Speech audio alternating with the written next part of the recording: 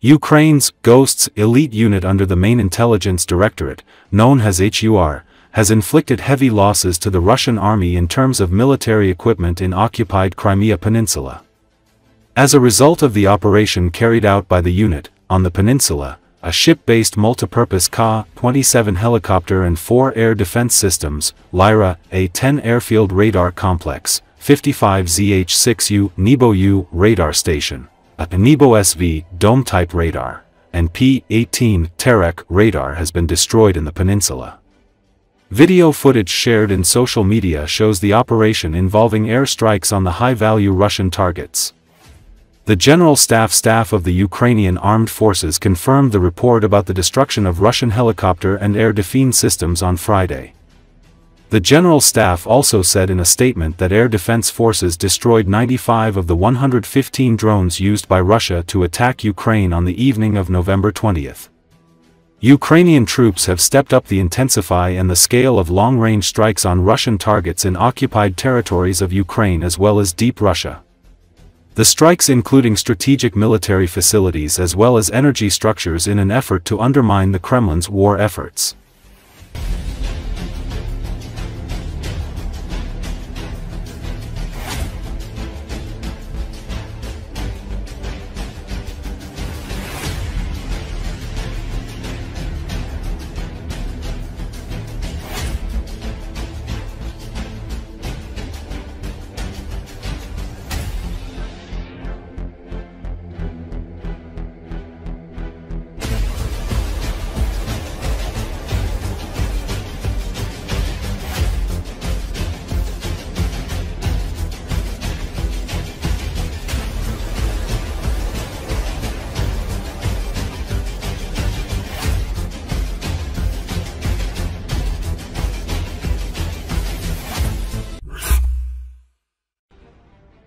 While the Kremlin and its propaganda arm are reporting on the restoration of occupied Mariupol, local residents have revealed what is really going on in the city captured by Russia.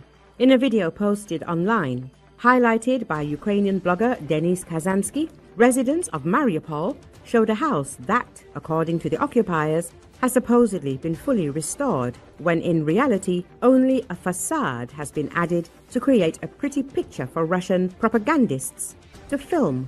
2.5 entrances are burnt out. That's just it. I've run out of strength and patience. Look how shamelessly they're treating us. 3 years in, and soon it'll be the 4th. The house looks beautiful on the outside. Everything seems fine. And they even got us some railings, but inside it's a nightmare, says a resident. That is, the building's facade has been cosmetically renovated, while the interior is in a dilapidated state and completely unfit for habitation. In particular, they painted the old doors in the house, but in the documents they were presented as new.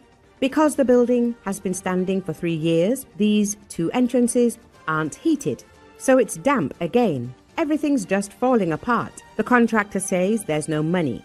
The same resident continues. She also said she couldn't get an appointment with the occupation authorities in Mariupol to complain about the lack of proper repairs to her building. These same authorities claim they have nothing to do with the restoration of the buildings. The resident then contacted Putin on a direct line, after which she was promised that her house would be restored in August. But the Russian dictator's promise was not fulfilled. So restoration has been going on for 3 years. Formally, the process continues. They report on it. They say, look, we're restoring so many houses, but there are no results, except for some stories on Russian television. The blogger commented on the residents' complaints. Russia says it has built a total of over 5,000 new apartments in 70 new buildings for the residents of Mariupol. By the end of 2024, the authorities claimed that almost all Mariupol's homes had been rebuilt. The progress made on these construction efforts can be seen in satellite images, but the traces of the city's destruction are still evident, especially in the eastern part of the city. Residents complain on social media that they have still not been given a replacement for their destroyed homes and are still homeless.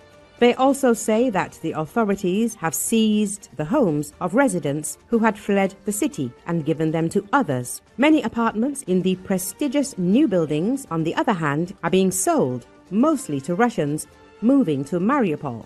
The influx of Russians is only one part of the Russification process. After the conquest of Mariupol, the occupiers removed Ukrainian symbols from the cityscape. Streets were renamed. Paintings on house facades were covered over, and monuments were removed.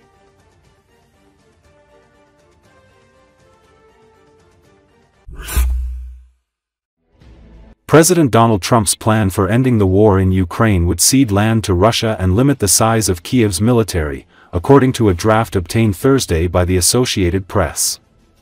The proposal, originating from negotiations between Washington and Moscow, appeared decidedly favorable to Russia, which started the war nearly 4 years ago by invading its neighbor. If passed as prologue, it would seem untenable for Ukrainian President Volodymyr Zelensky, who has opposed Trump's previous calls for territorial concessions.